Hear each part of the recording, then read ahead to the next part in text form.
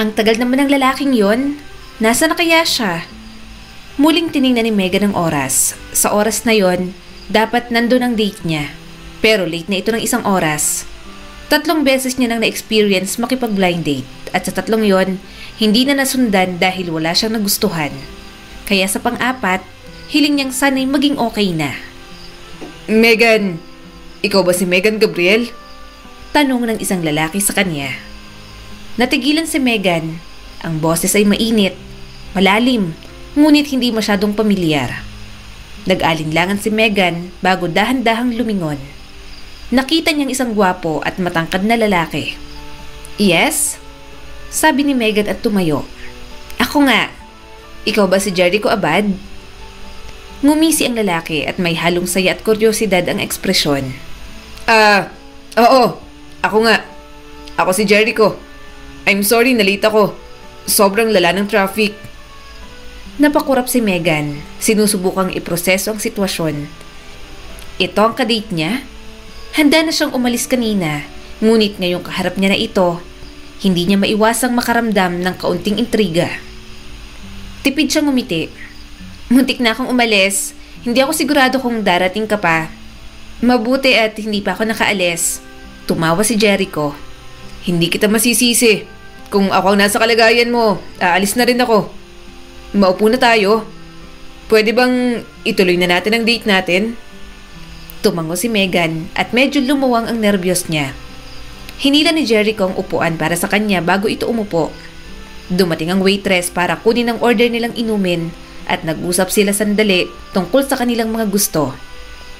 Nag-order ito ng kape at pinili niya naman ang hot chocolate. Hindi ka mahilig sa kape? Tanong ni Jericho. Masyadong sweet ang hot chocolate. Umiling naman si Megan. Hindi talaga ako umiinom ng kape. Saka mahilig talaga ako sa sweets. Oo nga pala, geologist ka, di ba? Ibig sabihin, demanding ang trabaho mo at lagi kang wala. Mahinang tumawa si Jericho. Parang may naaalala. Geologist? Oo, yun nga. Demanding nga yun. Pero kaya ko naman magkaroon ng time kapag gusto ko talagang makakilala ng bagong tao. Napangiti naman si Megan. May kaunting background siyang alam tungkol sa binata at ganoon din ito sa kanya.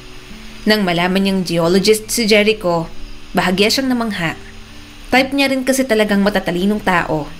Kaya plus point sa kanya si Jericho. Ikaw, anong trabaho mo? Tanong naman ng binata. Sumagot naman agad si Megan. Marketing director ako sa Future Tech Corporation ng mga Buenaventura. Napangiti si Jericho. Well, that's impressive. Salamat. Stockholder talaga siya sa Future Tech Corporation, pero mas gusto niyang maging simpleng empleyado lang. Hindi rin alam ng lahat na anak siya ni Leon Buenaventura. Mahal niyang ginagawa niya, kaya nananatili siya sa trabaho.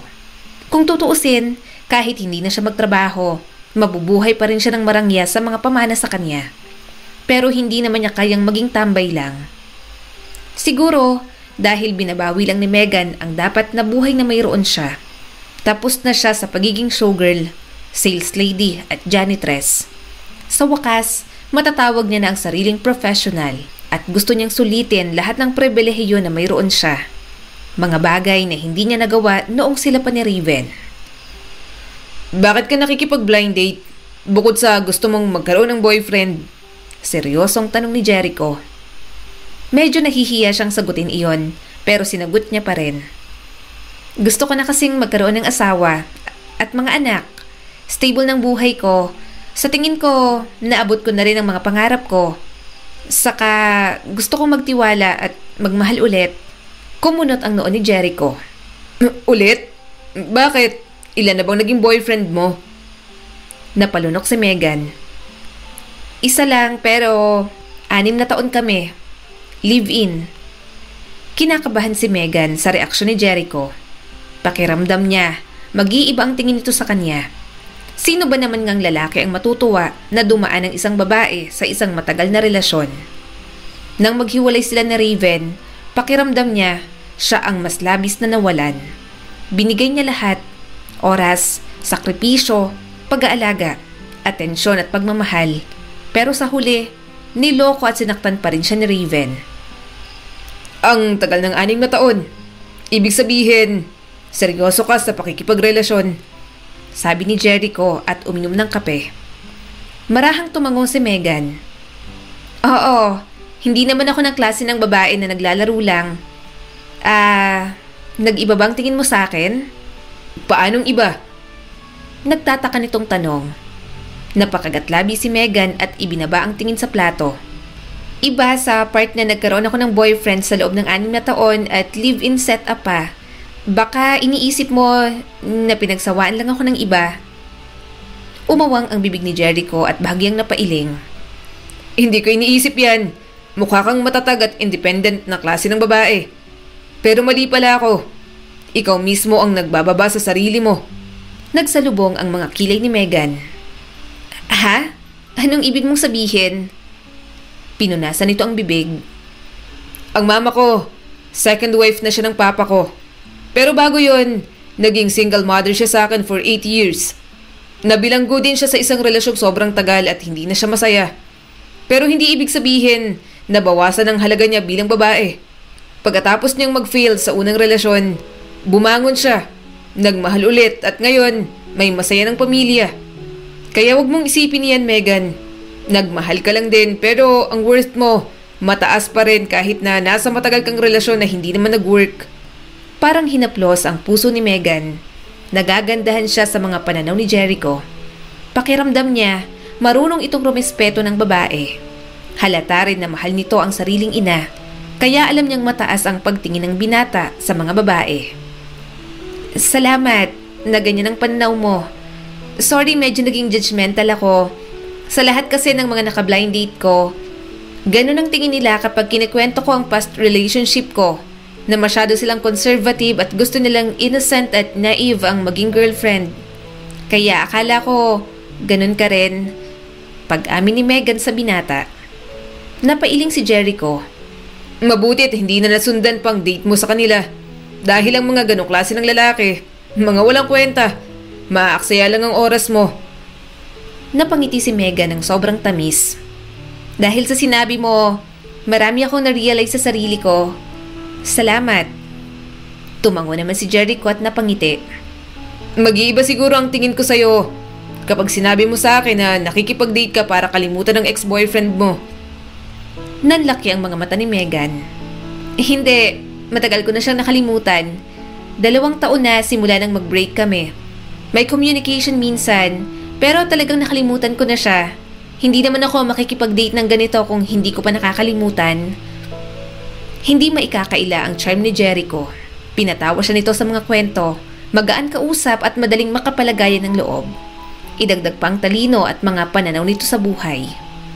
Sa sumunod na sandali, nawalan sila ng pakialam sa oras. Unti-unti na ring nawawalan ng laman ng coffee shop. Ngunit nagpatuloy silang dalawa sa pag-uusap. Pakiramdam ni Megan ay mas matagal niya nang kilala si Jericho. Mayroong hindi maikakaila na koneksyon at nanghihinayang siya dahil matatapos na ang gabi. Nang tumayo na sila para umalis, halos sigurado na si Megan na aanyayahan niya itong makipag-date ulit sa kanya. Kaso, nahihiya siyang sabihin. Umaasa rin naman siya na sa binata mismo manggaling ang paanyaya. Ngumiti si Jericho sa kanya. Masaya akong makilala ka, Megan. Sobrang saya ko ngayong gabi. Sana magkita pa tayo ulit. Napakurap si Megan at saglit na natigilan. Ayaw mo ba ng isa pang date? May amusement naman sa mga mata nito. Gustuhin ko man, pero magiging busy na ako. Pero malay mo, magkita tayo sa mga hindi inaasahang pagkakataon. Pinilit niyang ngumiti at pilit na pinipigilan na makita ang kanyang pagkabigo. Ganun ba? Sige, masaya rin ako na makilala ka at nag-usap ng ganito. Mag-ingat ka, Jericho. Kumaway ito habang naglalakad papunta sa sasakyan. Naiwan naman si Megan na nakatayo sa pintuan. Napawi ang kanyang ngiti. Hindi siya inimbitahan ni Jericho para sa isa pang date. Hindi niya maiwasang maging malungkot. Sabi mo, gusto mo pa. Sana kaya mong gawa ng paraan. Gusto ko pa ng date kasama ka, Jericho. Mahinang saad na lang ni Megan sa hangin.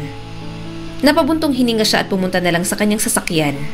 Hindi pa rin talaga mawala ang kanyang paghihinayang. Maya-maya'y tumawag ang kanyang ama na si Leon. Anak! Yes, Papa. Tanong ni Megan at kinonekta sa Bluetooth ang tawag. Napatawag po kayo. Narinig niya ang saya sa boses nito. Akala ko hindi ka sasagot. Kapag tumatawag ako sa'yo, kapag hindi patay ang cellphone mo, busy naman. Medyo nag-guilty si Megan dahil umiiwas naman talaga siya. Ayaw niyang mapalapit masyado sa kaniyang ama. Siguro dahil anak siya ni Mariel Gabriel, ang babaeng naging kabit nito. Pakiramdam niya, kabastusan iyon sa pamilya ng kanyang ama na mapalapit dito. Masaya na naman siya sa kaunting panahon na binibigay ni Leon. Okay din naman ang buhay niya. Sapat na sa kanya iyon. Sorry po, lagi rin po kasi akong busy sa trabaho na hindi ko na po na-check ang phone ko. Pasensya na po, Papa. Dahilan niya na lang. Kaya bumawi ka. Wika pa ng kanyang ama. Pumunta ka sa dinner ng pamilya natin. Namimiss na kita, anak. Saka pag-usapan natin ang tungkol sa death anniversary ng lolo mo. Napabuntong hininga si Megan. Sige po, Papa, pupunta po ako. Kaya kinabukasan, natagpuan na lang ni Megan ang kanyang sarili na naghahanda sa pagpunta sa dinner kasama ang mga Buenaventura. Tiningnan niya ang suot na itim na dress sa harap ng salamin. Sa kabila ng karaniwang tensyon at tahimik na paghuhusga mula sa kanyang pamilya, alam niyang hindi niya iyon matatanggihan. Megan, natutuwa akong dumating ka. Miss na kita, anak. Naging busy din ako kaya hindi kita masyadong nabisita sa bahay mo. Sabi ng kanyang ama at sinalubong agad siya ng yakap. Okay lang po, Papa. Miss na rin po kita. Sagot ni Megan at may pilit ng ngiti. Nakaayos na ang hapagkainan at sa kabila ng tensyon na laging nananatili sa hangin, nagsimula ang pagkain ng mapayapa. Palaging si Leon ang nagsisimula ng usapan. Tahimik lang naman si Megan na nakikinig. Hindi rin naman siya bumoboses dahil iba ang tingin ng asawa ng kanyang ama, pati na rin ang kanyang half-sister. Si Isabel, ang kapatid ni Megan sa ama, ay nakaupo sa katapat niya. Sa tabi naman ni Leon, si Vanessa, ang asawa ng papa niya. Tila perpekto ang postura at may tipid ng ngiti sa mga labi. Ano? Nasa death anniversary siya ni Papa? Leon? Hindi ba parang hindi magandang ideya yan? Tanong ni Vanessa at napatingin sa kanya. Kumunot naman ang noo ni Leon. Bakit hindi? Kinikilala naman si Megan ng papa bilang kanyang apo. Pero ayaw magpaawat ni Vanessa. But honey, hindi alam ng lahat na apo rin siya. At hindi naman siya isang Buenaventura. Pag-uusapan lang siya roon ng mga kakilala at malalapit sa ating pamilya. Tumango naman si Megan. Okay lang po, kahit hindi niyo na po ako isama sa plano ng pagdadaos ng death anniversary ni Lolo. Alam ko pong tradisyon yun ng pamilya natin, pero kung makakagulo lang po ako, mas mabuting hindi na po ako pumunta bilang apo niya. Ngumisi naman si Isabel. Hindi ka naman pamilya, hindi ka naman Buenaventura. Isabel, tumigil ka.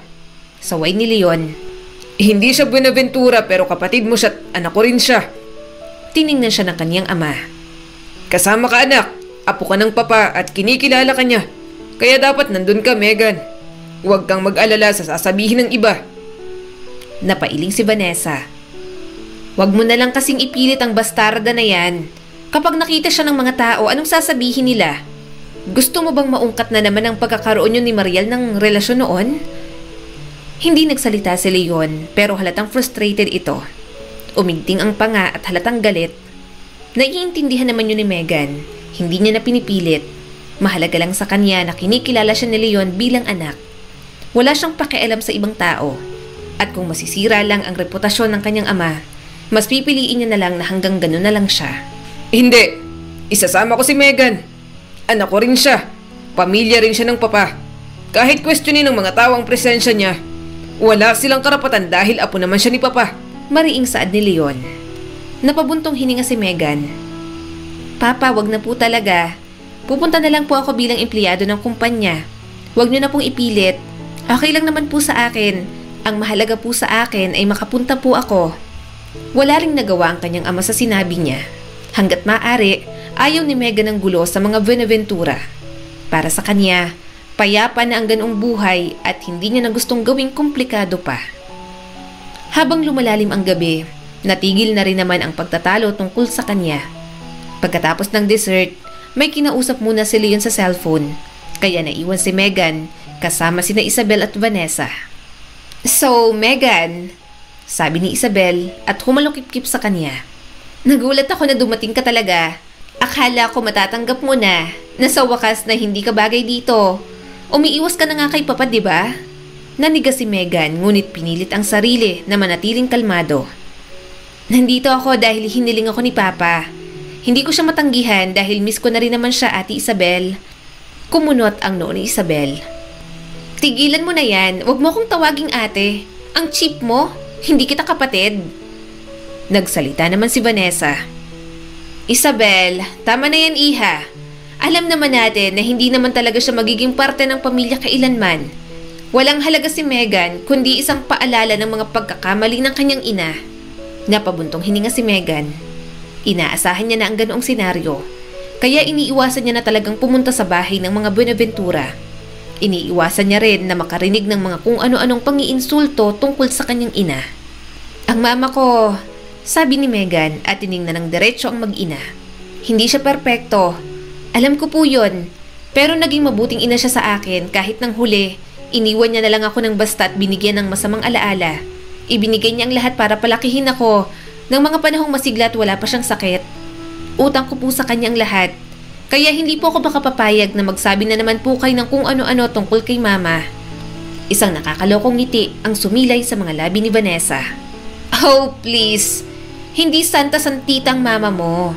Isang makasariling babae si Mariel na ginamit ang asawa ko para sa kung anong maaari niyang makuha. Kaya nga ikaw ang nakikinabang ngayon, hindi ba? At tingnan mo kung saan siya dinala ng mga ginawa niya sa akin at sa pamilya ko. Hindi na rin kinaya ng konsensya at mismong nagwakas na rin ang sarili niyang buhay. Baka nga hindi natanggapin sa langit ang mama mo, kahit sabihin mo mabait siya. Pagiging kabit pa lang niya noon, malaking kasalanan na. Baka nga tumulad ka rin sa nanay mong malandi at mga agaw." Naninikip ang dibdib ni Megan, ngunit nanatiling hindi natitinag ang kanyang boses. "Hindi po ako papayag na pagsalitaan niyo ng ganyan ng nanay ko na matagal nang wala. Opo, nagkamali siya, pero minahal niya po ako at ginawa niyang lahat ng makakaya niya. Malaking kasalanan ang nagawa niya pero humingi na po siya ng sorry noon at mas piniling hindi na lang makagulo. Dahil kung pinilit niya at hindi siya lumayo, baka kami po ang tinatawag na pamilya ni Papa ngayon at hindi po kayo." Bakas ang galit sa mukha ni Vanessa. "Anong sinabi mo? Abat ang kapal nga talaga ng mukha mo." Ayaw galitin ni Megan si Vanessa. Pero hindi rin naman siya papayag na insultuhin ang nanay niyang matagal nang sumakabilang buhay.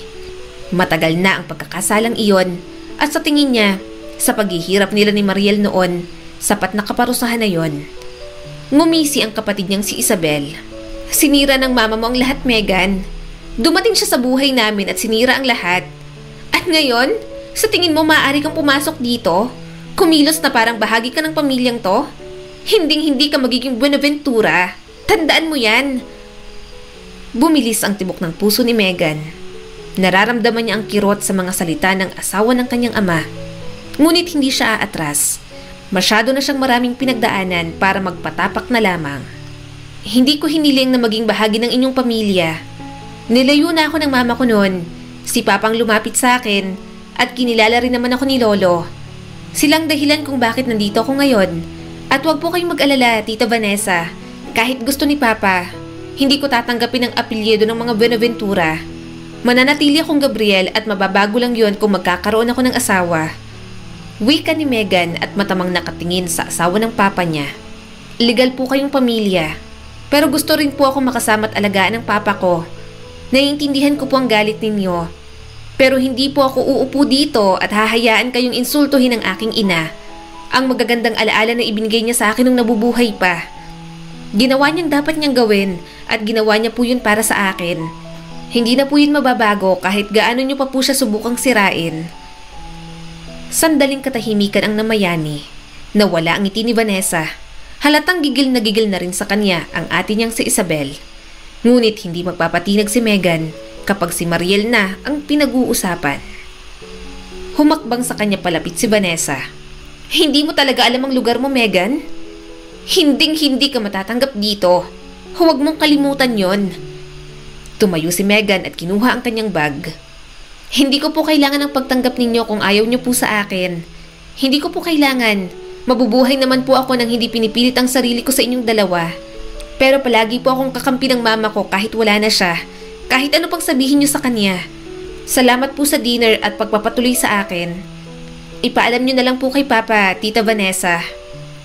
Tumalikod siya at lumabas na sa mansyon. Kapag naririnig niya ang mga tunog ng takong, mas lalo lang siyang natutulak na maging confident palagi. Siguro dahil binago na si Megan ng mga narating niya. Alam niya sa kanyang sarili na may maipagmamalaki na siya. Hindi na siya pwedeng tapakan dahil natupad na ang kanyang mga pangarap. Gayunpaman, kahit nagbago ng buhay ni Megan, may mga rason pa rin talaga para bumalik siya sa nakaraan. Hindi pa siya nakakasakay sa sasakyan. Tumawag na sa kanya si Emily. Bakit siya tumatawag? May nangyari na naman ba kay Joyce? Isa sa nakababatang kapatid ni Raven si Emily. Kahit ex-boyfriend niya na si Raven, hindi niya pa rin naman pinutol ang koneksyon sa mga kapatid nito. Wala siyang pamilya, kaya nang mapunta siya sa poder ng pamilya ni Raven, talagang tinuring niyang parang mga kapatid ang mga kapatid ng binata. Malapit si Megan lalong-lalo na sa dalawa sa pinakabata, sina Emily at Joyce. Mas tinuturing pa nga siyang kapatid kaysa kay Raven at ang talagang kakampi niya sa lahat ng bagay noong nandoon pa lang siya. Hindi niya mailayo ang sarili dahil kapag walang baon ng mga ito noon, sa kanya palagi umuungot. At si Joyce, parang anak ang turing niya. Kapag bagong sahod siya noon, lagi niyang nililibre at nilalabas ang bata. Hello? Napatawag ka? Anong nangyari?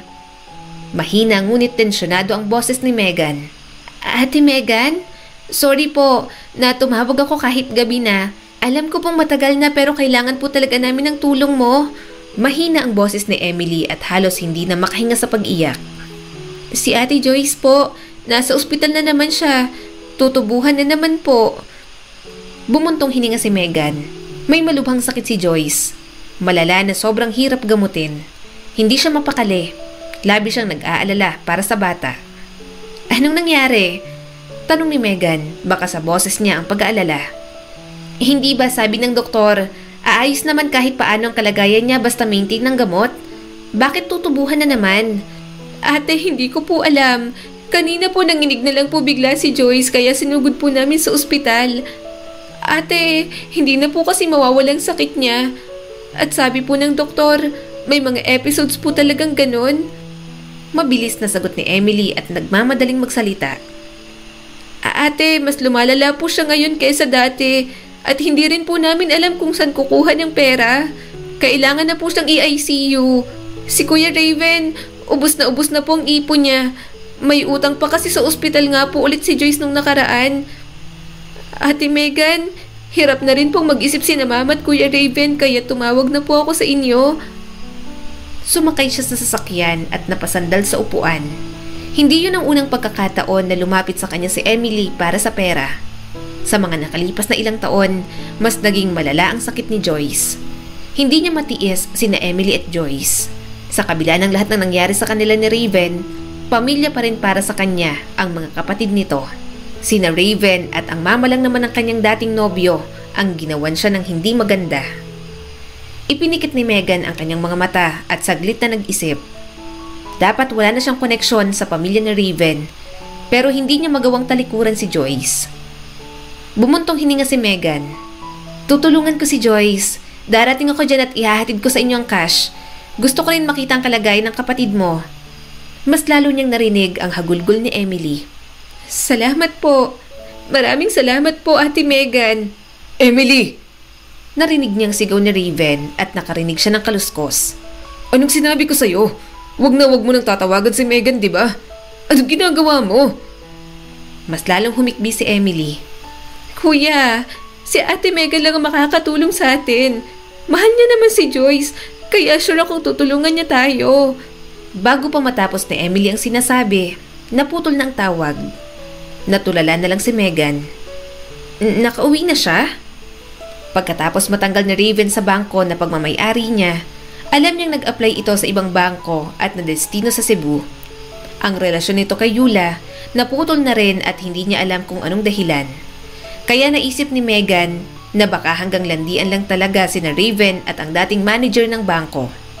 Gayunpaman, hindi niya na masyadong inalam dahil hiwalay na rin naman sila ni Raven. Habang nagmamaneho si Megan, bumalik sa kanyang isipan ang mga taon na kasama niya si Raven. Ang mga masasayang sandali. Bumalik ang panahon na naging pamilya sa kanyang binata pagkatapos pumanaw ng kanyang ina na si Mariel. Sayang tayo, Raven. Mahinang usal ni Megan sa sarili. Mabuti na lang nakalimutan na kita. Gaano man kakomplikado ang nakaraan natin, Raven, naging bahagi pa rin ng buhay ko ang mga kapatid mo. Natatakot, nag-aalala at hindi sigurado si Megan sa lagay ni Joyce. Kahit matagal nang tapos ang relasyon nila ng binata, ang pagkakabuklod niya sa pamilya nito, lalong-lalo na kay Joyce, isang bagay na hindi basta-bastang mabubura. Ate, magigising pa naman siya. Mamaya, natutulog lang kasi sa mga gamot na tinurok po ng doktor. Kaso, yung tubo po sa kanya, mananatili raw po hanggat hindi pa po nagiging stable si Joyce, sabi ni Emily sa kanya. Dinungaw niya muna sa pinto ng ICU si Joyce. Kapapasok niya lang kanina at naawa siya sa kalagayan ng bata. Napaka-inosente nito at deserve pa ang masasayang karanasan sa mundo. Subalit ang magkaroon ng sakit, bahay at ospital na lang ang naging lugar. Mabuti na lang at hindi ito sinusukuan ng pamilya ni Raven kahit mahirap. Napatingin siya sa waiting area. Nandun ang ina ni Raven. Namamayat ito at malalim ng eye bags. Halatang labis ng pag-aalala sa anak. Tuwing bumibisita siya para kay Joyce, hindi ito makatingin sa kanya ng diretsyo. Hindi na ito ang dating nangingialam sa mga ginagawa niya at palaging hinuhusgahan ang kanyang pagkatao. Parang mabait na tupa na lang ang ginang na susunod kapag inutusan niya. Napabuntong hininga si Megan. Nasaan ang kuya mo? Napasinghap si Emily. Hindi inaasahan ang kanyang tanong. Bakit mo hinahanap si kuya, Ate Megan? Matama niya itong tiningnan. Narinig ko ang boses niya kanina. Nagtatalo kayo. Nakauwi na pala siya. Alam ko, nagtatrabaho siya sa Cebu. Marahang tumango si Emily. Oo, Ate Megan. Umuwi na siya. Nagpalipat na po siya rito ng branch kung saan po siya nagtatrabaho. Kapag po kasi nasa malayo siya tapos lumalala po ang sakit ni Joyce, nahihirapan at natataranta po kami ni Mama. Dati, hindi po ganun kasi nandyan naman po si Papa. Kaso nang mawala siya, naging mahirap na po. Si Kuya Raven na lang po ang maaasahan namin. Kapag nandito po si Kuya Raven, medyo nagiging kalmado po kami. Tumango na lang si Megan. Nang minahal niya si Raven, talagang minahal niya ang binata. Hindi niya inisip ang responsibilidad na nakalagay sa mga balikat nito. At sa relasyon nila, alam niyang isa yon sa mga nakakaapekto. Kaya minsan, iniisip niya na kung wala ba ang lahat ng responsibilidad na yon, sila pa rin kaya ni Raven hanggang ngayon? Emily! Boses yun ni Raven. Nagkatinginan silang dalawa. Hindi umiwas si Megan ng tingin. Hindi na naman siya naaapektuhan sa binata. Pero si Raven, halatang apektado pa rin.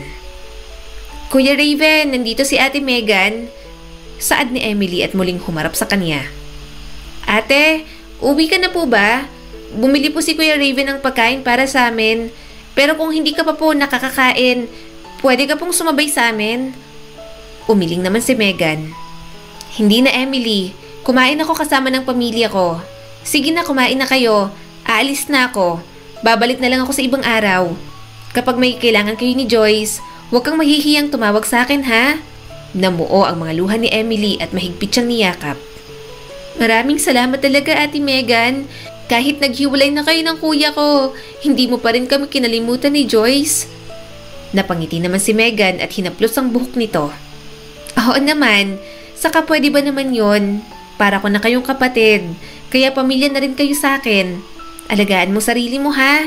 Huwag kang mag-a-absent sa school. Hayaan mo na lang sila rito ang magbantay. Baka sa sobrang pag-aalala mo kay Joyce, ikaw naman ang magkasakit at mapabayaan mo ang sarili mo. Marahang tumango si Emily. Sige po. Salamat po ulit, Ate Megan. Nagpaalam na siyang aalis. Nagpaalam siya kay Raven at sa ginang bilang paggalang na rin. Habang naglalakad sa pasilyo ng ospital, naramdaman niyang sumusunod sa kanya si Raven. Kaya nang nasa parking lot na siya, hindi niya ito napigilang lingunin. May kailangan ka? Kaswal na tanong ni Megan. Umiling si Raven at marahas na napalunok. Wala naman. Sinundan lang kita para ma-sure ko na makakarating ka sa sasakyan mo ng maayos at makauwi ka na. Tumango naman siya. Okay. Sasakay na sana siya pero muling nagsalita si Raven. Megan, pwede ba tayong mag-usap? Hinarap muli ni Megan ang binata. Ngayong malapit si Raven sa kanya, napansin niya ang mga tumubo nitong mga pinong balbas. Sa 6 na taon nilang relasyon, sobrang laki na ng pinagbago nito. Parang noon lang, siya ang nagsishave dito dahil nagpapalambing sa kanya. Lagi niya namang tinutugon, kaya palaging malinis ang mukha ng binata. Anong gusto mong pag-usapan natin, Raven? Tanong ni Megan. Hawak pa rin ang pinto ng sasakyan. Tungkol sana kay Joyce. Alam kong tinutulungan mo kami sa mga bayarin sa ospital. Saad ni Raven at matamang tumingin sa kanya. Pasensya na kung palaging tumatawag sa'yo si Emily. Hayaan mo, hindi na mauulit. Uli na to, hindi na ulit kami hihingi ng tulong sa'yo. Ayaw naming makaabala. Problema ko to at ng pamilya ko. At ako ang may kargo. Pinagsabihan ko na si Emily. Sorry talaga, Megan. Pinagmasdan niyang mabuti si Raven. Nung nasa isang relasyon sila, kung anong problema ng binata, problema niya rin. Kung anong responsibilidad nito, kanyang responsibilidad din. At nakakapanibago na marinig yun mula kay Raven. Gusto kong tulungan ang mga kapatid mo, Raven. Simpleng sagot ni Megan. Namungay ang mga mata ng binata. Pero nakakahiya na. Wala na tayo. Pero parang nilalagay na naman kita sa ganitong posisyon. Ayokong ituloy mo to, Megan. Ako nang bahala sa mga kapatid ko. Ayokong mabigatan ka na naman sa mga responsibilidad na dapat ay sa akin lang. Lumambot ang ekspresyon ni Megan. Hindi mo kailangan mag-alala tungkol doon, Raven. Ginagawa ko to dahil gusto ko, hindi dahil hinihiling mo sa akin. Alam kong hindi mo rin naman intensyon yan, pero sarili ko tong kagustuhan. Pero hindi pata sa'yo yun, Megan. Wika ni Raven habang nadadagdagan ng frustration. Hindi na tayo. At kahit nung tayo pa, alam kong maling-mali na nagpahati ako sa mga obligasyon ko sa pamilya ko. Hindi mo na kailangang pumunta pa rito dahil matagal na akong hindi parte ng buhay mo. Please. Wala akong pakialam dyan. Putol ni Megan at matamang tinitigan ng binata. May pakialam ako kay Joyce. Para sa akin, pamilya ko siya. Ginagawa ko lang to dahil mahal ko ang mga kapatid mo. Hindi ko to ginagawa para sa'yo. Labas ka sa kung anumang tulong ang ibinibigay ko kina Emily at Joyce. Lumungkot ang mukha ni Raven na may halong guilt at frustration. Parang marami pa itong gustong sabihin pero hindi nito alam kung paano. Sinaktan si Megan ng binata noon pero nandyan pa rin siya para sa mga kapatid nito. Bakit ba palagi kang ganito, Megan? Garal-galang boses na tanong ni Raven. Masyado kang mabait.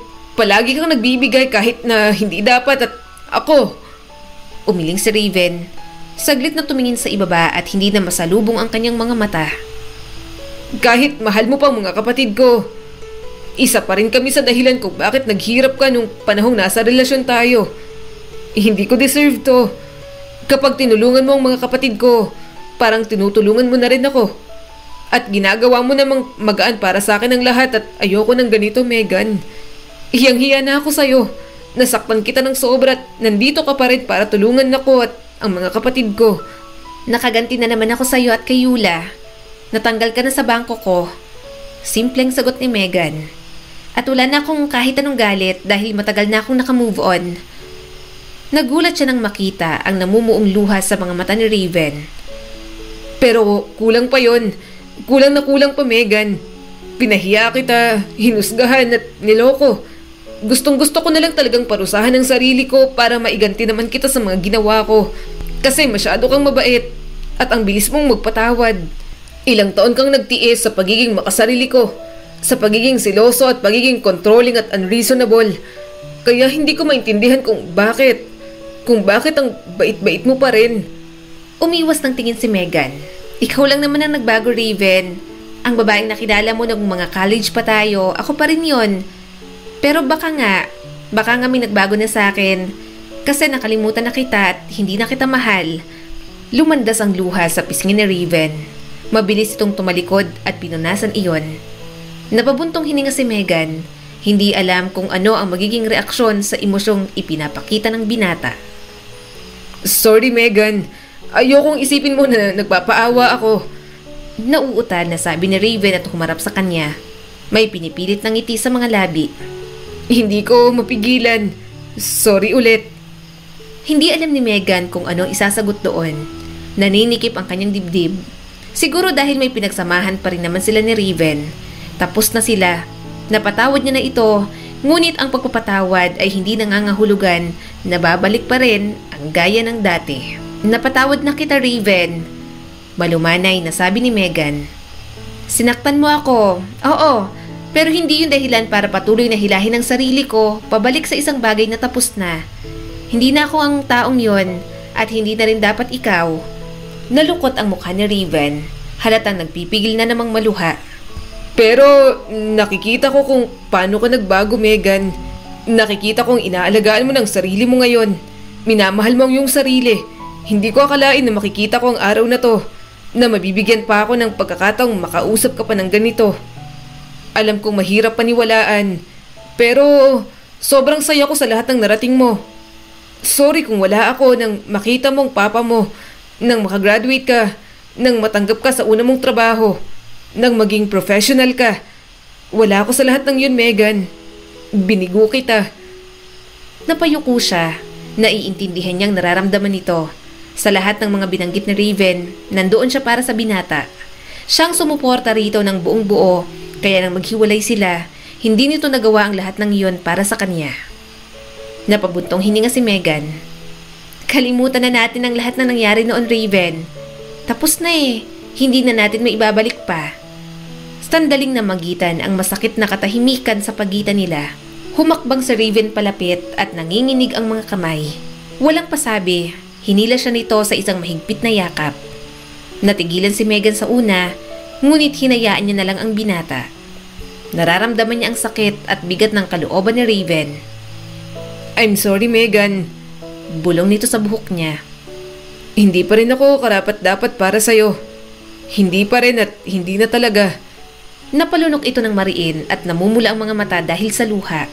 Parang marami pa itong gustong sabihin, ngunit hindi na itinuloy pa. Ngumiti lang ang binata sa kanya at pilit tinatago ang sakit na bumabaha sa mukha nito. Ingatan mo palagi ang sarili mo, Megan, ha? Mahina nitong sabi. Paalam na. Mag-ingat ka sa pag-uwi mo. Tumango si Megan. Mabigat ngunit determinado ang sariling puso. Nakita niya itong tumalikod at nagmamadaling bumalik sa loob ng ospital. Wala talaga siyang nararamdaman para kay Raven at kung mayroon man, alam niyang awa na lang iyon.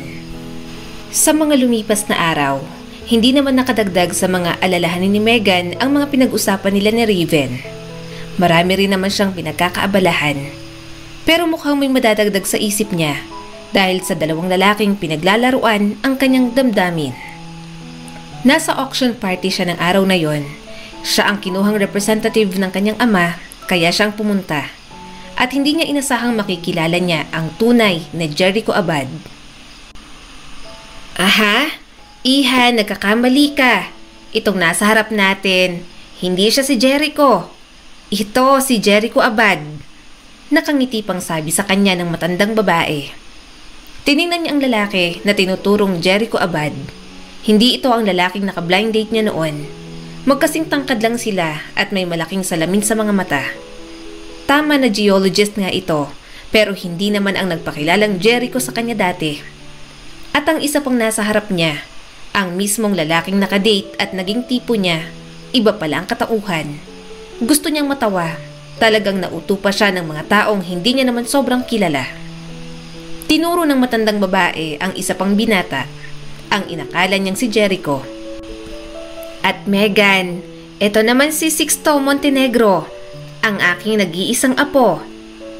Mataman niyang tiningnan si Sixto, ang inaakala niyang si Jericho Abad na naka-blind date niya. Hindi niya alam kung anong dapat maramdaman ng sandaling iyon. Nang umalis na ang matandang babae, sinubukan siyang kausapin ni Jericho. Pasensya ka na, Megan. Nagkaroon kasi ng urgent meeting sa trabaho. Hindi ako nakapunta. Kaya ang kaibigan kong si Sixto ang pinapunta ko. Paliwanag ni Jericho. Sinabi ko sa kanya, napuntahan ka lang at sabihin sa'yo na hindi ako makakarating. Hindi ko naman alam na magpapanggap siyang ako. Masamang tumingin si Megan kay Jericho. Wala naman akong ginagawang masama sa inyo. Baka kailangan niyo pa akong lokohin ng ganon? Ngumisi naman ang walang hiyang si Sixto. I'm sorry. Ideya ko yun. Nagandahan ako unang kita ko pa lang sa'yo. Kaso parang asang-asa ka na si Jericho talaga ako at isa akong geologist na pinapangarap mo. Hindi naman ako geologist. Isa lang akong hot businessman at bachelor na pinipilahan ng mga babae. Kaya nakisakay na lang ako sa pagkakataon. Pero ngayon, oo, hindi ako si Jericho. Ako si Sixto. At gusto mo pa ba ng isang date kasama ako? Binuhusan ni Megan ng wine sa mukhang binata. Napasinghap naman ito at mahinang tumawa. Mas lalo lang siyang nainis. Turn on siya nung una sa binata. Kaso nang malaman niyang totoo, biglang umurong lahat ng paghanga niya kay Sixto. Grabe naman, Megan. Kung umasta ka, parang hindi ka natuwa sa naging date nating dalawa. Nakangiting sabi ni Sixto habang pinupunasan ng mukha. Napairap si Megan. Baliw ka. Sana hindi na kita makita pa ulit.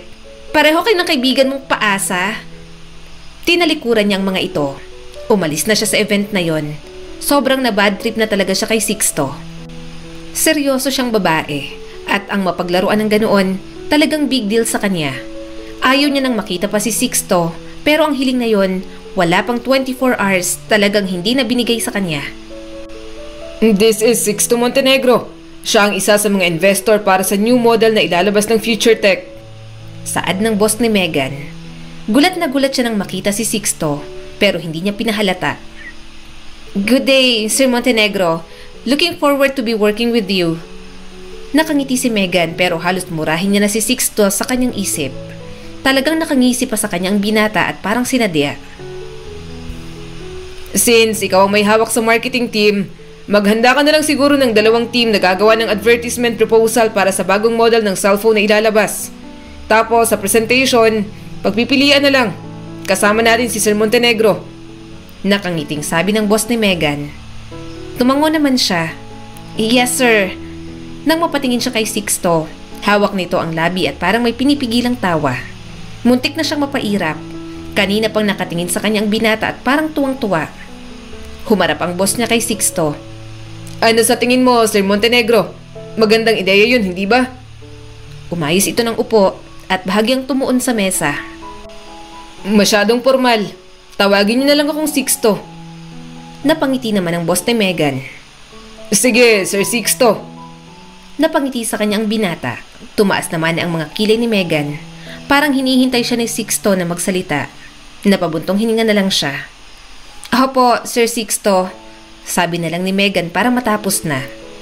Halata naman ang satisfaction sa mukha ng binata.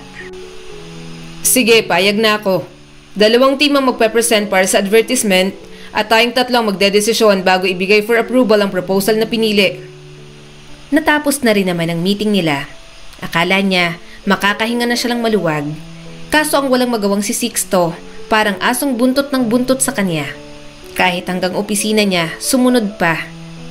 Sir Sixto, may kailangan ka pa ba? Hindi niya na napigilang tanong. Nagtanggal pa ng coat at parang feel at home sa opisina niya. Gusto kong matik ang mga suggestions ko para alam hulihin ng 2 team ang boto ko. Napabuntong hininga si Megan. Gusto mo bang tawagin ko si Sir Ramirez? Siya ang Chief Marketing Officer. Dapat kasama rin po siya sa pag-discuss ng mga gusto mo. Gustong-gusto niyang hambalusin ng folder si Sixto. Sa ibang naging investor sa mga nakaraang deal, wala namang pakialam ang mga ito sa marketing department. Basta may paglagyan ng pera at makitang kikita, okay na't walang arte. Pero iba ang trip ni Sixto at pakiramdam niya'y sinasadya nitong makialam ng dahil sa kanya. Tumaas ang mga kilay ni Sixto at basta na lang umupo sa sofa. Sino bang marketing director at may hawak ng marketing team? Ako, sagot ni Megan. Tiningnan siya ni Sixto na parang sobrang obvious ng sagot. Kaya ikaw ang kailangan ko. At gusto ko ring mamit ang team mo. Siyempre, baka gusto nila akong makilala para malaman nila kung paano ko i-please sa gagawin nilang proposal. Tinitigan ni Megan si Sixto. Hindi niya alam kung anong klaseng tornilyo ang kulang sa utak ng binata. Sa katunayan, Wala namang sense para makilala pa ni Sixto ang marketing team. Pakiramdam niya, nagdadahilan lang ito para magtagal at mas mainis pa siya sa gitna ng trabaho. Pinameywangan niya ito. May kailangan ka pa ba, Sir Sixto? Kung wala na, magtatrabaho na ako. Nakaupo ito sa sofa na parang hari. Hindi mo man lang ba ako ipagtitimpla ng kape? Napabuntong hininga si Megan. Mabuti na lang talaga, stockholder siya ng kumpanya kaya marami siyang privilege. Kaso gusto niya rin namang gawin ng maayos ang trabaho bilang marketing director. At kasama ang pagpapahaba ng pasensya pagdating kay Sixto. Tatawagan niya na sanang assistant pero humirit pa ang siraulong si Sixto. Gusto ko, ikaw ang magtimpla. Nakangising sabi nito. No sugar. Naningkit ang mga mata ni Megan habang papunta sa sarili niyang pantry. Ipinagtimpla niya ito ng kape. Nang mailapag niya sa coffee table, agad naman itong humigop. Galit ka pa rin ba? Tanong bigla ni Sixto, halatang yun naman talagang agenda. Hindi ko alam ang sinasabi mo, Sir Sixto. Maang-maanga ni Megan at umupo sa kanyang swivel chair. Kaya lang natigilan siya nang may makitang isang bouquet ng white roses doon. Hindi niya napigilang mapangiti dahil paborito niyang bulaklak iyon. Iniisip ni Megan na papa niyang nagbigay kaya inamoy niya at mahinang tumawa. Love language kasi ng kanyang ama ang magbigay ng flowers. Nasanay na rin siguro dahil puro babae ang mga kapamilya. Mahilig talaga magpadala ng mga bulaklak si Leon kapag may mga bago siyang project. Pagsasabi na rin ng good luck sa kanya. Kaso natigilan siya nang magsalita si Sixto. Nagustuhan mo ba? Tanong ng binata sa kanya. Kumunot ang noo ni Megan. Anong sinasabi mo? Ngumiti naman si Sixto at ibinaba ang tasa. Hindi ko na kailangang magtanong. Mukhang nagustuhan mo naman. Nabitiwan niya agad ang bouquet. Bakit mo ba ako binigyan? Umalis ka na nga. Kanina, ang galang mo pa. Ngayon parang sasabog ka na sa galit. Natatawang sabi ni Sixto. Gusto ko yan. Yung natatanggal pagiging mahinahon mo. Masyado kang mabait. Para kang nagpipigil palagi ng emosyon. Kapag nagagalit ka, feel ko, napapalabas ko ang maliliit mong sungay habang may hawak ka ng maliit na tinidor. Napairap si Megan. Ewan ko sa'yo, ikaw lang naman ang may dahilan kaya nauubos ang pasensya ko. May kasalanan ka pa nga sa akin, dinadagdagan mo pa. Napanguso si Sixto. Nagsorry na nga ako. Hindi mo ba ako mapapatawad? Hindi naman kita sobrang niloko. Ang nakausap mo nung blind date, totoong tao at sarili ko ng mga opinyon. Hindi nga lang ako si Jericho na geologist. Pero isa lang ang masisigurado ko. Mas pogi ako kaysa kay Jericho. At mas masaya ako ka-date. Hindi mo ba naalala? Napatawa pa nga kita. Tumaas ang isang kilay ni Megan. Okay, pinapatawad na kita. Makakaalis ka na. Magtatrabaho pa ako. No, nagtatrabaho rin naman ako. Nakangiting sabi ni Sixto at kumindat pa. Ikaw ang tinatrabaho ko. Humalukip-kip si Megan.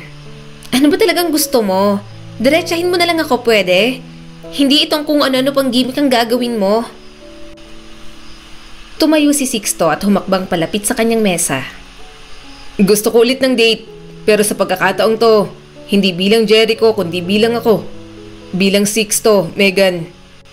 Ayoko. Tiningnan niya ang pinto. So, makakaalis ka na. Bahagyan nitong pinisilang tungki ng kanyang ilong. Alam kong nagtatampo ka lang. Ano ba?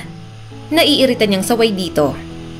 Close ba tayo para pisilin mo ng ganyan ang ilong ko? Punong-puno ng amusement ang mga mata ni Sixto habang nakatitig sa kanya. Alam kong nagtatampo ka lang. Ramdam ko, gusto mong sundan ang date nating dalawa. Naghihintay ka ng invitation mula sa akin.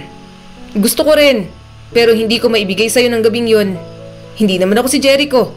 Hindi ko naman intensyong lokohin ka at kung aayain pa ulit kita, talagang maloloko na kita sa pagtagal. Ayoko mangyari yun. Humihingi ako ng sorry sa'yo. Mukhang hindi seryoso pero sincere ako sa lahat ng sinasabi ko. Kaya ngayon, bilang Sixto, inaanyayahan ka na maulit ang date na yon at sisiguraduhin ko na masusundan pa yon ng maraming date. Umiwas si Megan ng tingin pero hinawakan nito ang kanyang baba. Para siyang hinuhuli sa sariling teritoryo. Tama ang binata.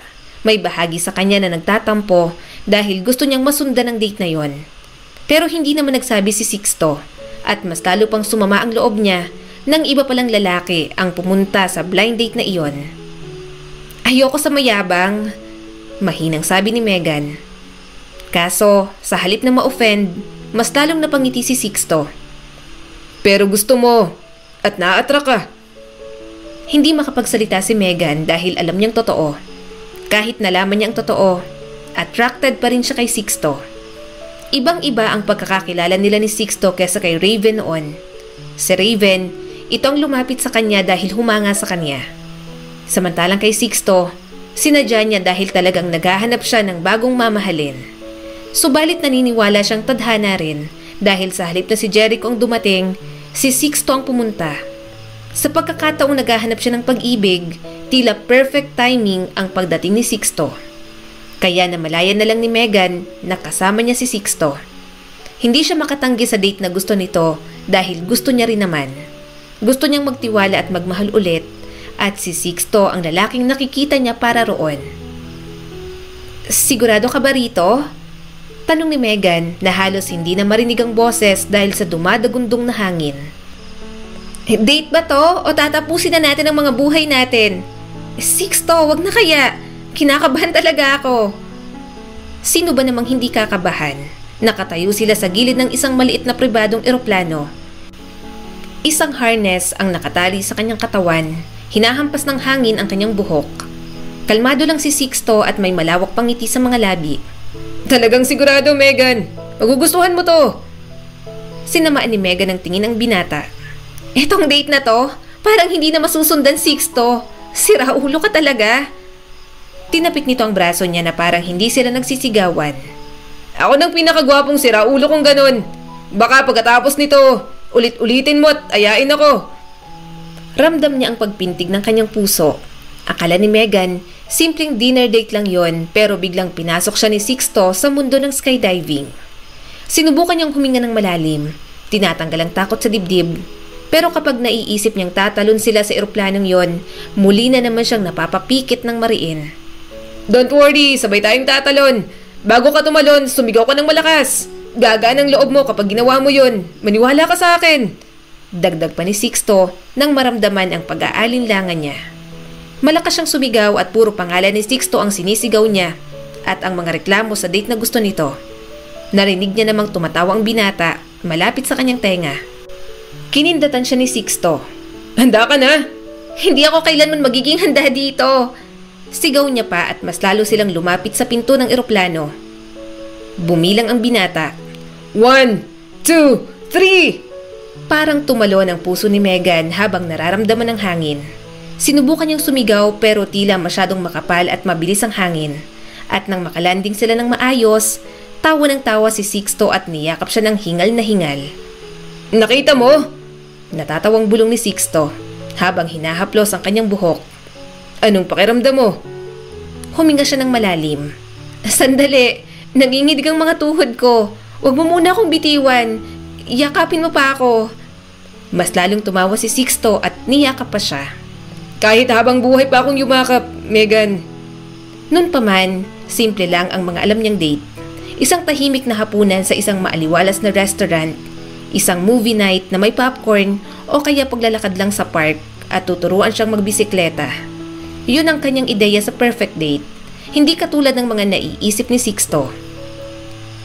Sea diving naman. Magiging masaya to, pangako. Inabot ni Sixto ang isang set ng diving gear at tinulungan siyang magbihis. Nakanganga si Megan sa binata. Sea diving? Hindi pa ako nakaka-move on sa skydiving 2 months ago. Tapos ganito naman? Marunong akong lumangoy pero hindi sa ganito kalalim, Sixto. Tumawa si Sixto. Hindi na nabigla sa mga protesta niya. Siyempre, alam naman ng binata na kahit magreklamo siya, hindi rin siya tatanggi. Pakiramdam ni Megan, marami siyang na-e-explore na bagay at gustong-gusto niya yon. Umalis ka lang sa comfort zone mo, Megan. Magtiwala ka lang, okay? Saka magandang ilalim ng tubig. Nakangiting sabi ni Sixto. Sa isang malalim na buntong hininga, sinundan niya si Sixto sa tubig. Sa sandaling lumubog sila sa ilalim, iba ang pakiramdam ng lahat.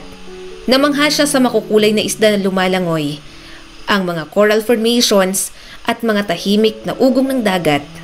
Mapayapa ang lahat na nakalimutan niya na ang takot niya kanina. Nang matapos sila sa sea diving, nagpahinga na muna sila sa kanya-kanyang cottages. At ng gabi, tumambay na lang muna sila sa harap ng dalampasigan.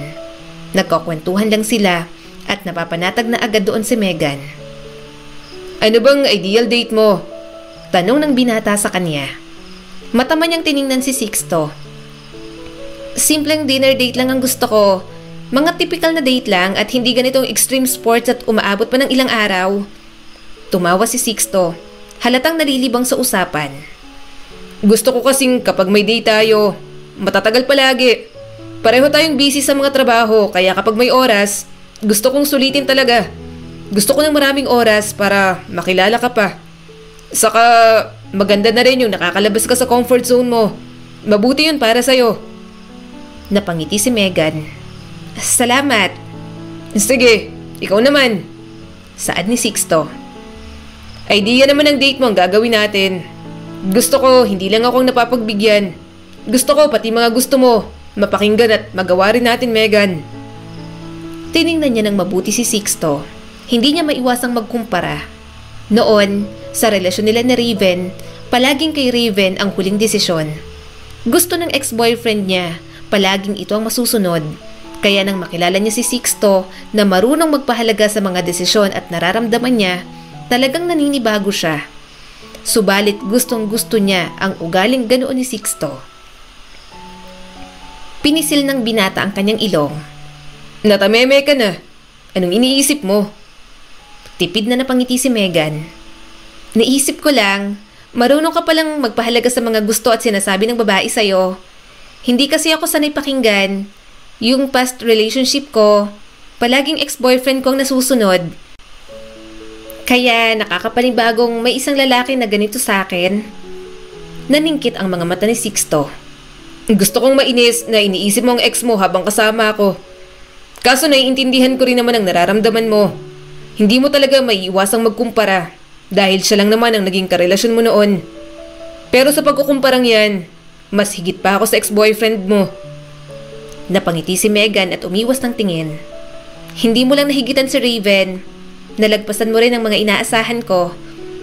Humalakhak si Sixto. Masaya akong ganun ang iniisip mo, Megan. Pinagmamasdan ni Megan ang dagat. Hindi ko alam. Wala naman akong sobrang idea pagdating sa date dahil isa pa lang naman ang naging boyfriend ko. At sa mga blind date, sila naman ang nagsasabi ng place. Pero sa isip ko, simpleng movie date ng may popcorn. Pwede rin sa park, tapos tuturuan mo akong magbisikleta. Pwede rin sa theme park at sasakay tayo sa rides, lalo na sa Ferris wheel kasi mas romantic doon. Tumaas ang kilay ni Sixto. Halatang naaaliw. Ferris wheel? Halatang mahilig kang manood ng mga romance movie. Medyo corny ah. Napairap naman si Megan. Well, kung corny para sa'yo, romantic naman para sa akin. Sino ba naman ang ayaw sumakay ng Ferris wheel kapag lumubog ang araw? Kumain ng cotton candy at panoorin ang mga nasa paligid mo. Romantic yun, Sixto, kahit simple lang. Palibasa sa'yo, extreme sport at out of the town kasi may budget ka naman. Bakit? Hindi mo ba nagustuhan? Tanong ng binata. At anong walang budget? Hindi ba't si Leon Benaventurang yung ama? Alam kong hindi alam ng lahat na anak ka niya. Pero alam ko, stockholder ka ng kumpanya. Mayaman ka rin naman, Megan. Napasandal siya sa upuan. Nagustuhan ko naman ang ideya ng date mo, pero hindi lang ako sanay. Pangmayaman lang yon, kaya siguro naninibago ako. Laki ako sa hirap, Sixto. Nag-alaga ako ng nanay na may malubhang sakit, naulila, naging showgirl, sales lady at janitress. Nagkaroon ako ng ka-live-in partner na tinuring kong pamilya. Kaya pinadala rin sa akin lahat ng responsibilidad niya. Nahumaling ako sa pagmamahal, na tipong kaya ko magbulag-bulagan, pag-aralin ng ex-boyfriend kong makasarili. Pero sa bandang huli, niloko rin ako ng kaisa-isang taong akala ko magmamahal sa akin ng lubusan. Etong nakikita mo ngayon, wala pang 1/4 ng buhay ko, Sixto. Marami pa akong pinagdaanan bago maging ganito kaayos ang buhay at makabangon ulit. Hinawakan ni Sixto ang kanyang kamay. At ang tapang mo. Ang tapang-tapang mo, Megan. Kaya sana, hayaan mo ako sa buhay mo. Para yung sinasabi mong wala pang 1/4, maging buo at mas makilala pa kita. Para alam mo rin kung paano kita mamahalin ng maayos kaysa sa taong sinaktan ka. Napangiti si Megan, parang hiniheli ang kanyang puso roon. At sa pagkakataong yon, alam niyang lubos siyang magtitiwala ulit. Hangad niyang sana, tamang tao na ang nasa harap niya. At tamang pagkakataon na ang pag-ibig na ibibigay sa kanya. Kinaumagahan, ginising si Megan ng isang text mula kay Sixto. Magbihis ka, Megan. May espesyal akong pinaplano para sa atin ngayon. Mahina siyang tumawa. Ano na namang pakuluto? Lumabas na muna sila ng resort. Nagulat na lang siya na dinala siya ng binata sa parke. Nanlaki ang mga mata niya sa gulat. Doon sa isang puno, nakasandal sa isang pares ang mga bisikleta. Ano to? Tanong ni Megan habang nakatitig sa mga bisikleta. Akala ko, tuturuan kita kung paano sumakay at magpaandar ng bisikleta. Sabi ni Sixto at pilit tinatago ang amusement. Tumawa si Megan. Akala ko ba corny ang idea ko? Humalakhak din si Sixto. Mukhang hindi naman masama. Ginugol nilang umaga sa pag-ikot sa park at tumatawa na parang mga bata. Hindi yun glamoroso upang mayaman, pero mas nararamdaman niyang date ang nangyayari. At nang makarating sila sa paanan ng isang Ferris wheel, palubog ng araw. Alam mo, malambing na sabi ni Megan. Masaya ako ngayon sa date natin to. Masaya naman ako ng nakaraan pero mas masaya ako ngayon. Ngumiti si Sixto sa kanya. Nanlalambing din ang mga mata. Natutuwa akong masaya ka. Habang nagsisimula ang mabagal na pag-akyat ng Ferris wheel, tumingin si Megan sa binata. Malakas ang tibok ng kanyang puso. Kumikislap ang mga ilaw ng lungsod sa ibaba. Napagtanto ni Megan sa sandaling yon kung gaano niya pinahahalagahan si Sixto. Okay, Sixto, sabi niya at halos pabulong ng boses. Nakapagdesisyon na ako. Anong ibig mong sabihin, Megan? Tanong pa nito at hinahanap ang tingin niya. Ngumiti si Megan at medyo kinakabahan pa. Gusto kitang makasama. Gusto mo bang maging boyfriend ko? Nagniningning ang mga mata ni Sixto. Oo naman, gusto ko. Ang tagal-tagal kong naghintay, Megan. At habang umuusad ang Ferris wheel pataas, tumataas din ang kagalakan ni Megan. Hangad niyang mahalin siya ni Sixto at palaging maging totoo ito sa kanya. Gayunpaman, kapag may mga saya talaga, palagi na lang gumagawa ng paraan ng tadhana para maagaw ang sayang nadarama niya. Walang hiya ka talaga kahit kailan, Megan. Galit na bulala sa kanya ng half-sister na si Isabel. Mabilis na tumayo si Megan. Anong pinagsasasabi mo, Ate Isabel? Humalukip-kip ang asawa ng kanyang ama na si Vanessa. Alam mo talaga kung anong pinag-uusapan natin dito. Huwag ka na magmaang-maangan. Inagaw mo sa akin si Sixto. Malakas siyang itinulak ni Isabel. Nanlaki ang mga mata ni Megan. Ano? Inagaw ko? Isabel, boyfriend ko si... Ikaw ang dahilan kung bakit siya umatras. Malandi ka. Ang boses ni Isabel ay basag sa emosyon. Siya dapat ang fiancé ko. Engaged na kami simula bata pa lang kami. Matagal na tong inayos sa pagitan ng dalawang pamilya at ikaw, sinira mo ang lahat. Wala siyang ideya. Wala pang binanggit si Sixto tungkol sa engagement nito kay Isabel. Wait, sabi ni Megan at umiiling-iling. Wala akong ideya. I'm so sorry, Isabel. Kung alam ko... Siyempre, hindi mo alam. Putol ni Isabel sa kanyang mga sinasabi. Hindi mo aalamin kasi malandi ka. Nakita mo lang isang lalaking gusto mo at nagpasya kang kunin siya kahit hindi naman sa'yo. Humakbang palapit sa kanya ang asawa ng kanyang ama. Ito ay tulad ng iyong ina, hindi ba? Kumilos ka tulad ng ginawa ng malandi mong ina. Nasa dugo nyo na talaga ang kawalan ng moral at walang paggalang sa sino man. Marahang umiling si Megan. Hindi ko alam. Kung alam ko lang ang tungkol sa ugnayan ni Ate Isabel kay Sixto, hindi ko siya papatulan. Sinamaan siya ng tingin ni Vanessa. Dapat makipaghiwalay ka sa kanya, Megan. Hindi siya para sa'yo. Hindi makapaniwala si Megan. Ano? Gusto niyong makipaghiwalay ako sa kanya? Ganon lang? Masisira mo ang lahat para sa lahat kung hindi mo gagawin. Saad ni Vanessa. Magagalit ang iyong ama kapag nalaman niya to. Kakaladkarin mo ang kanyang pangalan sa putik tulad ng ginawa ng iyong ina, Megan. Hindi mo nais na magdulot ng kaguluhan, hindi ba? Dahil kung ipagpapatuloy mo to, yun mismo ang gagawin mo. Natataranta si Megan sa mga nalaman. Ayaw niyang malagay sa gitna ng kaguluhang yon. Hindi niya sinasadyang saktan si Isabel na agawin si Sixto mula rito. Nagsinungaling ka sa akin, Sixto! Sigaw ni Megan nang makita si Sixto. Paano hindi mo nasabi sa akin na engaged na kayo ni Isabel? Paano mo na itago sa akin yon? Nanlaki ang mga mata nito. Ano?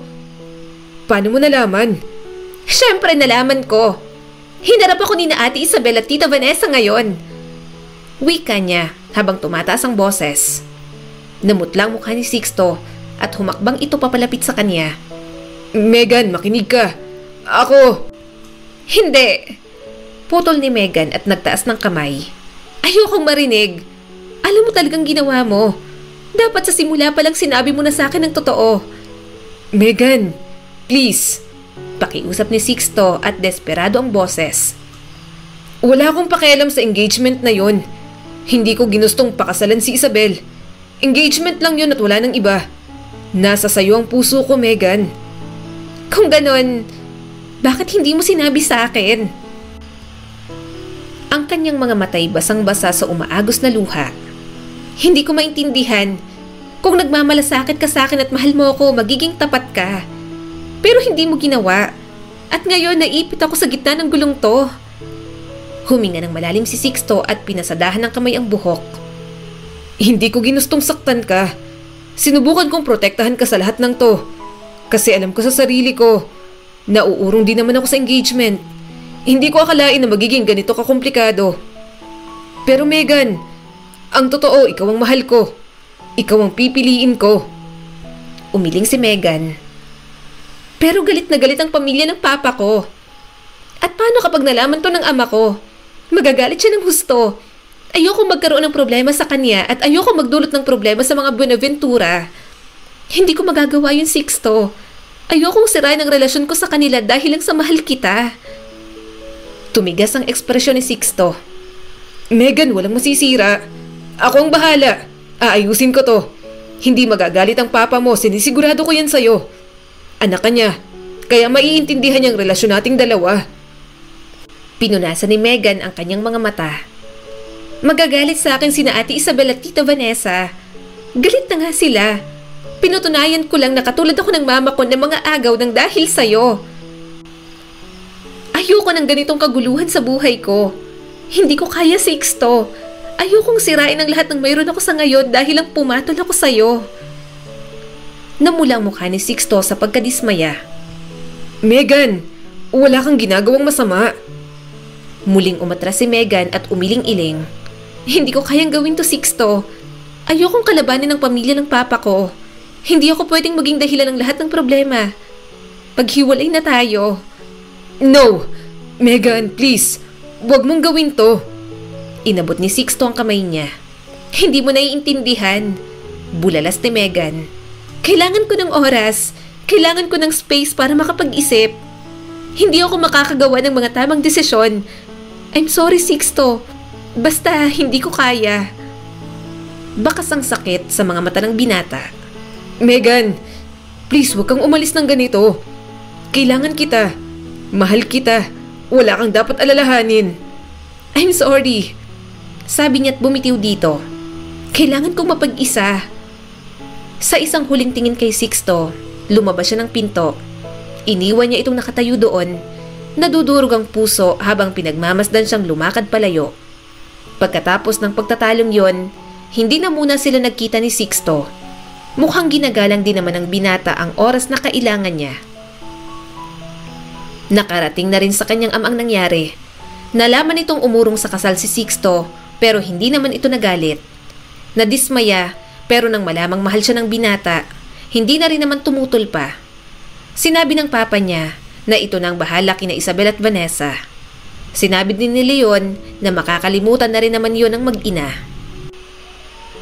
Yun nga lang, ang away nila ni Sixto nagpatuloy pa rin. Naiinis pa kasi siya na nagawa nitong maglihim sa kanya. Hindi naman din kasi magkakagulo ng ganon kung maaga nitong sinabi ang kaugnayan sa kanyang half-sister. Gayunpaman, nahati rin ang atensyon ni Megan. Kahit paano, nagkaroon ng sayang puso niya. Nalaman niya na kasing bumubuti na ang kalagayan ng kapatid ni Raven. Mga taon na rin ang bibilangin simula nang makapunta si Megan sa bahay ng pamilya nito. Gusto niyang bisitahin si Joyce. Marami rin siyang pasalubong sa mga kapatid ng kanyang ex-boyfriend. Pero habang naglalakad siya papunta sa front door, narinig niya ang mga boses na nagmumula sa loob. Ang boses ng nanay ni Raven na halatang nasasabik ang pumutol sa katahimikan. Pupunta raw dito si Megan, Raven. Nagluto ako ng marami para sa kanya. Pwede mong sabihin na ikaw ang nagluto para ma-appreciate ka naman niya. Pupunta siya para makita tayo. Para makita si Joyce. Ito ng pagkakataon mo, anak. Kailangan mong ayusin ang lahat sa inyo. Tuwang-tuwang sabi ng ina ni Raven. Natigilan si Megan sa kanyang kinatatayuan. Naninibago siya sa ginang. Kailanman ay hindi siya nito tinrato ng ganoon, lalo na noong sila pa ni Raven. Mama, please. Halatang pilit at bigo ang boses ni Raven.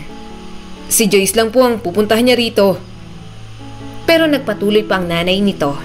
Hindi. Kailangan mong gawin to, Raven. Tingnan mo siya ngayon. Matagumpay si Megan at hindi pa rin makatiis na tulungan ng kapatid mo. Baka may pag-asa pa kayong magkabalikan, anak. Ang syunga mo na pinakawalan mo pa siya. Tingnan mo naman ngayon. Napakaganda. Napaka-sophisticada at successful na. Hindi ka pwedeng umupo lang dito at panoorin na si Joyce lang ang iniintindi niya. Nagkaroon ng panandali ang katahimikan at pagkatapos ay nagsimula muli si Raven. Talaga? Nasasabi mo po yan ngayon, ma? May bahid ng galit at hinanakit ang boses nito. Pagkatapos ng lahat na nangyari, sino bang nagtulak sa akin na patulan si Yula noon? Hindi ba't ikaw rin po, ma? Kasalanan ko na nakinig ako sa inyo. Ganito rin kayo kay Yula, ma eh. Kasi successful siya at mayroon kaysa kay Megan. At ano to ngayon? Baka nakakalimutan mo pang ginawa natin sa kanya. Hindi rin magandang naging trato mo sa kanya, mama. Kaya wag kang umarte na parang giliw na giliw ka kay Megan ngayon. Pagtatawanan ka lang niya. Naninikip ang dibdib ni Megan sa talas ng tono ni Raven. Talagang nagbago na ang binata at sising-sisi na sa lahat ng nagawa sa kanya. Hindi niya alam kung mananatili, makikinig pa o aalis na lang. Pasensya na. Alam kong nagkamali ako, anak. Iniisip ko lang, baka maitatama ko pa para sa'yo, para sa inyo ni Megan. Sabi ng nanay na Raven at halatang nahihiya na. Pero ngayon, matagumpay na siya, anak. Okay na si Megan. Pero ikaw, hindi ka nakagaya ng dati. Simula nung nakipaghiwalay ka sa kanya. Napaka-miserable mo kapag wala siya. Kitang-kita ko yun, anak. Miserable ako dahil deserve ko, ma. Sambit ni Raven. Kahit nasasaktan ako ngayon, nagsisisi at nangungulila kay Megan, deserve ko yun. Nasaktan ko siya. Niloko ko siya. Na-take advantage ko lang lahat ng kabaitan niya. Hindi ko siya deserve. At hindi ako pwedeng bumalik sa buhay niya na parang walang nangyari. Kung kaya ko nga lang na ipagpatuloy pang pagpapagamot kay Joyce, hindi ako papayag na maabala pa si Megan. Dahil nakakahiya, ma. Ang dami nating kasalanan sa tao pero sa bandang huli, siya pa rin ang tutulong sa atin. Nagpatuloy si Raven. Alam nyo, ayokong sisihin kayo. Kasi alam kong may kasalanan ako. Ma, mahal na mahal ko si Megan. Mahal na mahal ko pa rin hanggang ngayon. At oo, ma, sinayang ko't iniwan ko. Kaso, lintik na pamilyang to. Hindi na mawala-wala sa bagahe ko. Kayong palagi kong iniisip. Palaging inuuna na nakalimutan ko ng alagaan at mahalin ng tama si Megan noon. Nang mawala siya sa akin, saka ko lang na-realize na parang ang ginamit ko yung tao. Na buong relasyon namin, naging wala akong kwentang boyfriend. Ma, mahal ako nun eh. Sa 6 na taon, lagi akong inuuna. Lagi akong inaalalayan. Pero walang hiya. Nang ako naman ang kailangan niya, wala ako sa tabi niya. Niloko ko pa. Lumandas ang luha ni Megan. Ramdam na ramdam niya ang sakit sa bawat salita ni Raven. Maya-maya'y narinig niya ang malakas na hagulgol ng binata. Halatang pagod na ito sa mga nangyayari. May mga narinig pa siyang nabasag sa loob at mga iyak din ng kapatid ni Raven. Matagal nang alam ni Megan na malaking responsibilidad kay Raven ang pamilya nito. Kaya nga sa buong panahong nasa relasyon sila, ginawa niya ang lahat para intindihin ito. Subalit hindi na lang talaga umayon para sa kanilang lahat. Hindi talaga sila ang para sa isa't isa. Kaya itong ginagawa mo ngayon, ma. Huwag mo nang ituloy. Nagiging impokrita ka lang sa paningin ko. Huwag na nating guluhin si Megan. Baka isang panggugulo pa sa kanya. Hindi na talaga magpakita sa atin yun. Galit na bulalas ni Raven. Sorry anak. Umiiyak na sabi ng nanay nito. Nag-aalala lang naman ako sa'yo. Napakalungkot mo ngayon simula nang umalis si Megan. Hirap na ako na makita ka ng ganyan. Nang hina ang boses ni Raven at punong-puno ng sakit. Deserve ko pong maging malungkot, mama. Ako ang may gawa nito. Kaya wag na nating idamay si Megan. Wala akong ibang dapat sisihin kundi ang sarili ko. At si Megan, naka-move on na siya. Masaya ng babaeng mahal ko, ma. Ayokong agawin sa kanya yon. Deserve niyang maging masaya pagkatapos ng lahat ng ginawa ko sa kanya. Hindi niya nakinaya. Hindi na siya tumuloy sa bahay. Hindi niya maiwasang makaramdam ng matinding lungkot sa kanyang dibdib. Napakaraming pagkakamali ang nagawa ni Raven. At sa sandaling yun niya lang nakita na maging ganoon ka-emosyonal ang binata. Nagpalipas muna si Megan ng mga araw. Alam niyang mabigat pa rin ang kalooban ni Raven. Gayunpaman, alam niyang kailangan niyang kausapin ito para magkaroon ng closure at maging mas magaan ang lahat para sa kanilang dalawa. Raven, tawag niya rito nang matulala ito. Puno ng paghihinayang ang mukha ni Raven ngunit may iba doon. Isang emosyon na matagal nang hindi nakita ni Megan. Yon ay ang kahinaan. Megan, hindi ko akalain na maririnig mo yon. Nahihiyang sabi ni Raven. Hindi agad nakasagot si Megan. Hindi na kailangang magpanggap na parang hindi nagbago ang mga bagay. Hindi na kailangang kumilos na parang hindi nangyari ang nakaraan. Mahal mo pa ba ako? Tanong ni Megan. Iniisip kong aaminin ba talaga yun ang binata. Lumambot ang ekspresyon nito at napuno ng sakit ng nakaraan. Oo, mahal pa rin. Pero hindi na yun mahalaga. At huwag mo nang isipin pa. Huminga siya ng malalim. Raven, napatawad na kita. Binitiwan ko ng nakaraan at sa tingin ko, oras na para gawin nating dalawa yon. Patawarin mo na rin ang sarili mo para sa mga nagawa mong mali at mga pagkukulang sa akin. Bumagsak ang mga balikat ni Raven. Alam ko naman yon. Tipid siyang umiti. Pero gusto kong malaman mo, para sa akin, parte pa rin ako ng buhay mo. Kayo ng mga kapatid mo para sa akin. Pamilya ko pa rin kayo. Lagi ako nandito para sa inyong lahat. Pero hindi na nga lang katulad ng dati na girlfriend mo. Hanggang kaibigan na lang ang maipapangako ko sa'yo. Bumaha ang sakit sa mga mata ni Raven. Megan, hindi ko deserve ang kabaitan mo. Hindi namin deserve ng pamilya ko. Marami ka ng pinagdaanan ng dahil sa akin. Ang pagiging kaibigan mo, sobra na. Namungay ang mga mata ni Megan. Nandyan pa rin tayo para sa isa't isa, Raven. Pero bilang magkaibigan na lang. Maya-may narinig niya ang mahihinang hikbi ni Raven. Bahagya niya itong niyakap at hinagod ang likod. Kaya hirap na hirap itong makalimot dahil hindi nito mapatawad ang mismong sarili. Bahagyang ngumiti si Megan. Sa tingin ko, pareho lang tayong nakagawa ng mga pagkakamali sa buhay at matuto na sa lahat ng iyon. Marahan itong tumango. Alam kong hindi ako karapat-dapat. Pero tatanggapin ko ang pagkakaibigan mo. Pero kahit anong mangyari, Megan, tutuparin ko ang pangako ko sa'yo. Ako magiging pamilya mo. Sisiguraduhin kong hindi ka nag-iisa. Saan man tayo dalhin ang buhay. Megan, nagulat sa bigat ng mga sinabi nito. Naaalala niyang pangako ng binata noon. Nang mawala ang mama ni Megan at maulila, si Raven ang naging sandalan at lakas niya sa lahat. Kaya kahit paano, nagpapasalamat siyang dumating ito sa kanyang buhay. Pamilya, bibigyan siya ni Raven ng pamilya. Hindi man sa paraan katulad ng dati, sa paraan naman na ipaparamdam sa kanya ang pakiramdam ng tunay na tahanan. At alam ni Megan na kusa yung ibibigay ng binata sa kanya. Unti-unting napangiti si Megan. Pamilya? Gusto ko yun, Raven. Ganon din ang nararamdaman ko sa mga kapatid mo. Kaya umaasa akong maibigay mo rin sa akin yon. Nagyayakapan pa sila ni Raven. Walang mali siya yon, pero nang biglang dumating si Sixto at sinapak ang kanyang dating nobyo, nawala ang lahat ng kapanatagang nararamdaman niya. Sixto, ano ba? Bulalas niya sa binata. Bakit mo sinapak si Raven? Wala siyang ginagawang masama. Gusto mo talagang tanungin ako niyan? Sarkastikong tanong ni Sixto. Boyfriend mo ako. Ex mo yung kayakapan mo at may problema pa tayo. Sinong hindi iinit ang ulo? Sinasamantala niyang pag-aaway natin para bumalik ka sa kanya.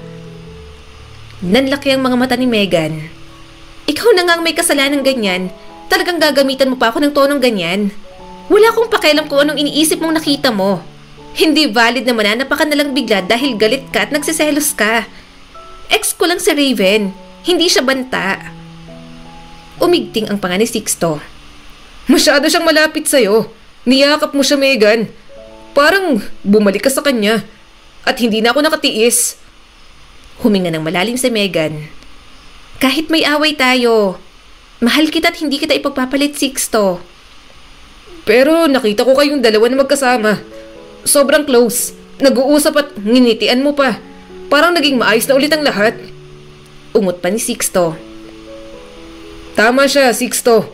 Sabat pa ni Raven. Wala akong balak guluhin ang relasyon nyo. Hindi na ako mahal ni Megan. Tapos na kami.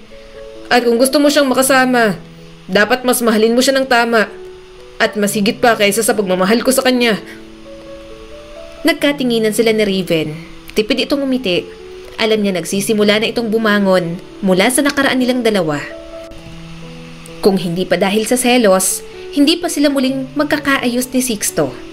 Inayos nila ang issue tungkol sa engagement nito kay Isabel. At pumayag na naman ang dalawang pamilya na walang matuloy na kasal kaya naging maayos na ulit.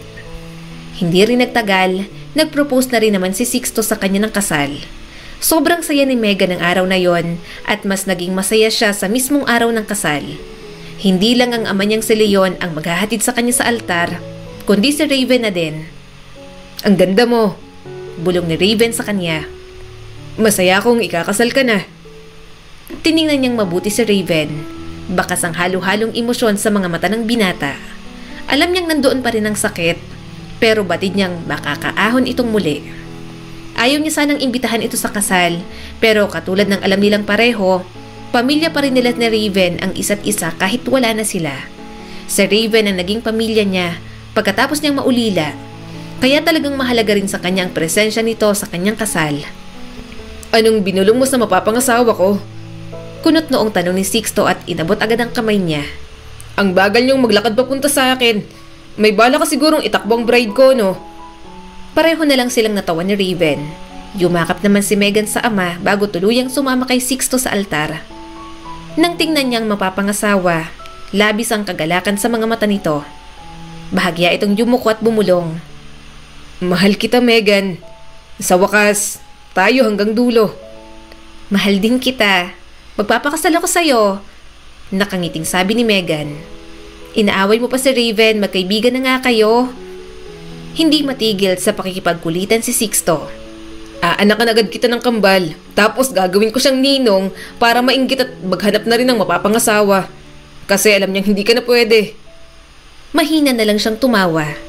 Masaya siyang nakabuo ng pagkakaibigan ng dalawa. Nabigla na nga lang din si Megan. Basta bago ang kasal, lalo na ng bachelor's party, sina Raven at Sixto ang magkasama. Nag-iinuman at parehong naging sakit ng ulo ng mga kasama. Tawang-tawa na lang siya kapag naririnig ang kwento ng mga ito. Nang matapos ang seremonya at ganap na silang mag-asawa, napangiti na lang si Megan. Nandoon ang lahat ng taong naging parte ng buhay niya at masaya siyang makita ang mga ito na masaya para sa kanya. Napabuntong hininga si Megan at napapikit. Siguradong masaya na ang kanyang ina. Naging maayos ng buhay niya at gagawa pa siya ng maraming magagandang alaala kasama ang mga taong nagmamahal sa kanya. Ang kwentong ito ay nagpapaalala sa atin na ang buhay ay puno ng mga pagpipilian At habang hindi natin maibabalik ang mga nagawa na, maaari nating piliin palagi kung paano magpapatuloy sa kabila ng ating mga pagsisisi. Muli, ito po si Skylar Guro at sana may bago na naman kayong natutunan sa kwento natin ngayon.